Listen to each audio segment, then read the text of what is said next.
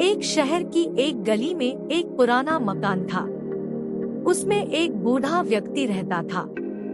उसका न कोई रिश्तेदार था न कोई दोस्त। वह हमेशा अकेला रहता था। इस पुराने मकान के ठीक सामने एक छोटा सा घर था। उस घर में एक छोटा बच्चा रोहित अपने माता पिता के साथ रहता था। बूढ़े व्यक्ति को बच्चे बहुत अच्छे लगते थे। वह जब भी बच्चे को देखता था प्यार से हाथ हिलाता था। छोटा बच्चा भी अपनी खिड़की में खड़े होकर जवाब में उसकी ओर देखकर हाथ हिलाता था। धीरे धीरे दोनों की दोस्ती हो गई। रोहित बूढ़े व्यक्ति को दादाजी कहकर बुलाने लगा। दादाजी अक्सर रोहित के लिए बिस्कुट लाते थे। कभी कभी वे उसके पसंद की चॉकलेट लाकर भी उसे देते थे। एक दिन रोहित ने भी उन्हें अपना एक खिलौना दिया।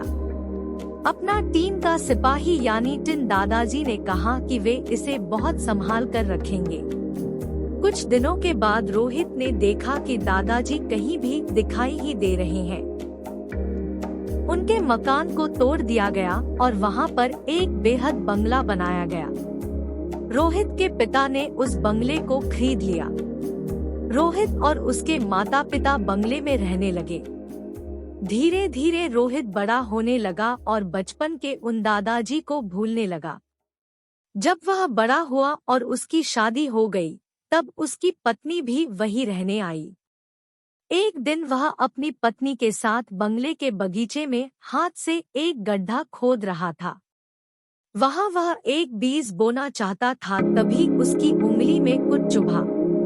उसने खोदकर देखा तो यह उसका अपना टिन सोल्जर था जो उसने दादाजी को दिया था। उसकी तलवार की नोक रोहित की उंगली में चुभ गई थी। अपना बचपन का खिलौना देखकर अचानक रोहित को बचपन की सारी बातें और दादाजी याद आ गए। उसे याद आया कि दादाजी ने कहा था, यह खिलौना मैं बहुत संभाल कर रखूंगा। रोहित ने अपनी पत्नी को बचपन की वह सारी बातें सुनाई। सुनाते सुनाते उसकी आंखें भर आई।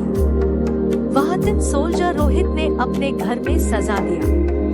उसका यह पुराना खिलौना हमेशा उसे बचपन की मीठी यादों में ले जाता था।